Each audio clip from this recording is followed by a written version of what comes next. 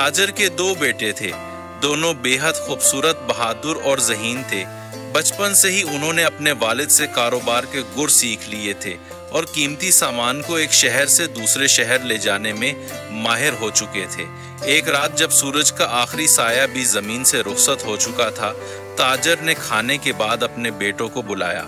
بیٹو، جو خواب آج رات تم دیکھو گے، صبح مجھے ضرور سنانا۔ خواب دل کی آواز ہوتے ہیں، میں جاننا چاہتا ہوں تمہارے دل میں کیا چھپا ہے۔ صبح جب سورج کی روشنی نرم نرم زمین پر بکھر رہی تھی، بڑا بیٹا اپنے خواب سنانے آیا۔ آبا جان، میں نے خواب میں دیکھا کہ میرا چھوٹا بھائی آسمان میں اڑ رہا ہے اور آپ کا پیارا اونٹ کہیں گم ہو گیا ہے۔ یہ سن کر تاجر نے چھوٹے بیٹے سے پوچھا، تم نے کیا خواب دیکھا؟ لیکن وہ بیٹا خاموش رہا۔ میں کسی کو نہیں بتاؤں گا اپنا خواب، معاف کیجیے گا ابا۔ تاجر کا چہرہ لال ہو گیا، اس کی آنکھوں میں غصہ بھڑکنے لگا۔ اگر میرا بیٹا خواب چھپائے گا تو کل میرا دشمن بھی بن سکتا ہے۔ اس نے خادموں کو بلا کر حکم دیا، آسے لے جاؤ، ویران جنگل میں چھوڑ آؤ، کسی درخت سے باندھ دو کہ جب زبان ہی نہیں چلے گی تو جسم کی تکلیف سمجھ آئے گی۔ اور یوں ایک خاموش خواب کی سزا ایک نوجوان کو ویرانیوں کے حوالے کر گئی، لیکن قسمت نے اس کے لیے کچھ اور لکھ رکھا تھا۔ ریگستانی ہواؤں نے رات کے اندھیرے کو گلے لگا لیا تھا۔ چاندنی کی دودھ جیسی روشنی میں وہ لڑکا جس نے محض ایک خواب چھپایا تھا، کھجور کے درخت سے بندھا زمین پر پڑا تھا۔ ریت کی ٹھنڈی سی ہوا اس کے زخموں پر نمک چھڑک رہی تھی، لیکن اس کے چہرے پر نہ خوف تھا نہ گلا، بس آنکھوں میں خاموشی بسی ہوئی تھی، ویسی ہی جیسے اس کے خواب میں تھی۔ اسی ویران رات میں کچھ عجیب ہوا۔ ریت میں جیسے کوئی سایہ سرک رہا ہو، قدموں کی چاپ سنائی دی، جیسے کوئی چھوٹے چھوٹے پاؤں ریت پر چپکے چپکے رکھ رہا ہو۔ اچانک اس کے سامنے ایک نورانی چہرہ ظاہر ہوا۔ ایک لڑکی تھی، اس کے کپڑے چاندنی جیسے سفید، بال سیاہ اور لمبے، اور آنکھوں میں ایسی چمک جیسے اندھیرے میں جلتے دیے۔ اس نے لڑکے کے قریب آ کر درخت کی شاخ کو چھوا اور رسی خود بخود کھل گئی۔ لڑکا حیرت سے اسے تکنے لگا۔ تم کون ہو؟ میں وہ ہوں جس کا تم نے خواب دیکھا تھا۔ اس کی آواز گونجی جیسے دور کسی جھیل کی تہہ سے آتی ہو۔ مگر میں نے تو کسی کو خواب سنایا ہی نہیں، وہ حیران ہو کر بولا۔ اسی لیے تو تمہیں بلایا گیا۔ جو خواب زبان سے نہیں نکلتے وہ قدرت تک پہنچ جاتے ہیں اور قدرت انہیں حقیقت میں ڈھال دیتی ہے۔ لڑکے نے آنکھیں سکیڑ کر اسے غور سے دیکھا۔ اس کی آنکھوں میں کوئی راز چھپا تھا۔ کیا تم کوئی جن نہ ہو، پری؟ لڑکی مسکرائی، نہ جن نہ پری، بس تمہارے دل کی بس ادا جو دنیا نے نہ سنی۔ لڑکی کے قدم خود بخود اس کی پیروی کرنے لگی۔ وہ اسے لے کر ریت کے سمندر میں رات کے دل میں ایک انجان وادی کی طرف بڑھتی۔ اگلی صبح وہ کسی اور ہی دنیا میں تھا۔ سبزے سے ڈھکی ہوئی وادی، پانی کے چشمے، ہوا میں عطر کی خوشبو اور اس لڑکی کی خاموش مسکراہٹ۔ یہ جگہ، یہ تمہارے خوابوں کی جگہ ہے، مگر یاد رکھو یہاں وقت قید نہیں لیکن تم ہو۔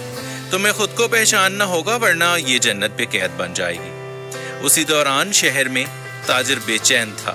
جس اونٹ کے گم ہونے کی پیش گوئی خواب میں کی گئی تھی وہ واقعی لاپتہ ہو چکا تھا، اور چھوٹے بیٹے کے جانے کے بعد اس کے کاروبار میں عجیب سی نحوست چھا گئی تھی۔ خریدار بھاگنے لگے، سونا مٹی میں بدلنے لگا اور بڑے بیٹے کا چہرہ دن بدن بجھتا جا رہا تھا۔ یہ کیا ہو رہا ہے؟ کیا میرا بیٹا ہی میری تباہی کا سبب بن گیا، یا میں نے خود اپنے ہاتھوں سے یہ نحوست پال لی؟ لیکن سچ تو اب کہیں اور تھا، خواب اور حقیقت کے درمیان ایک باریک پردے کے پیچھے۔ خوابوں کی وادی میں لڑکا اب اس لڑکی کے ساتھ رہنے لگا تھا۔ وقت وہاں رک سا گیا تھا، دن اور رات میں فرق مٹ گیا تھا۔ لڑکی اسے قدرت کے راز بتاتی، درختوں کی زبان سکھاتی اور کبھی کبھی اس سے وہ سوال پوچھتی جس کا کوئی جواب نہیں ہوتا۔ تم نے خواب میں کیا دیکھا تھا؟ لڑکا ہر بار مسکرا کر نظریں جھکا لیتا۔ وہ جانتا تھا یہی وہ سوال ہے جو اس کی تقدیر بدل سکتا ہے۔ لیکن کچھ خواب ایسے ہوتے ہیں جنہیں زبان دینا ممکن نہیں ہوتا، کیونکہ وہ خواب محض تصویر ہوتے ہیں، آواز نہیں۔ ایک رات جب پورا آسمان ستاروں سے بھر گیا، لڑکی نے اسے بلایا۔ آج وہ رات ہے جس کے بعد تم یا تو آزاد ہوگے یا قید۔ کیا مطلب؟ آج تمہیں اپنے خواب کی حقیقت بتانی ہوگی، مجھ سے نہیں، خود سے۔ وہ چپ رہا، پھر ایک آہستہ سا جملہ اس کے لبوں سے نکلا۔ میں نے خواب میں دیکھا تھا کہ میرے باپ نے مجھے دفن کر دیا ہے، لیکن میں زندہ تھا اور میری چیخ کسی نے نہیں سنی۔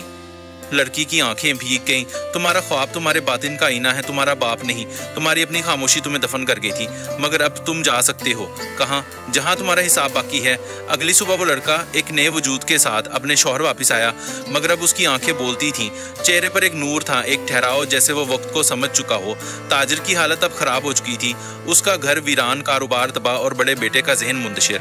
उसे खुद पर भी यकीन न रहा था। और तब दरवाजा खुला। वही बेटा जिसे उसने ख्वाब छुपाने की सजा दी थी सामने खड़ा था, जिंदा, मुकम्मल और पुरसकून। तू जिंदा है? ताजिर के लब कांपने लगे। आपने जो दफन किया था वो मेरा ख्वाब नहीं, मेरा वजूद था। लेकिन मैं वापस आ गया हूं, क्योंकि अब मुझे अपनी खामोशी से डर नहीं लगता। ताजिर की आंखों में आंसू भर आए। उसने हाथ जोड़ दिए। बेटा, मुझे माफ कर दो। मैं अंधा हो गया था सच के अंधेरे में। सच वो होता है जो अंदर से निकलता है, ना कि बाहर से थोपा जाए। उसी लम्हे वही लड़की जो ख्वाब की वादी में थी, दरवाजे पर एक खुशबू की लहर बनकर गुजरी। किसी ने उसे देखा नहीं, बस एक अतर जैसी हुआ जली, और ख्वाब ने हकीकत से हाथ मिला लिया। इख्तिताम खामोश ख्वाब वो नहीं होते जो ज़बान से ना निकले, बल्कि वो होते हैं समझने वाला कोई ना हो। लेकिन एक दिन हर ख्वाब अपनी ताबीर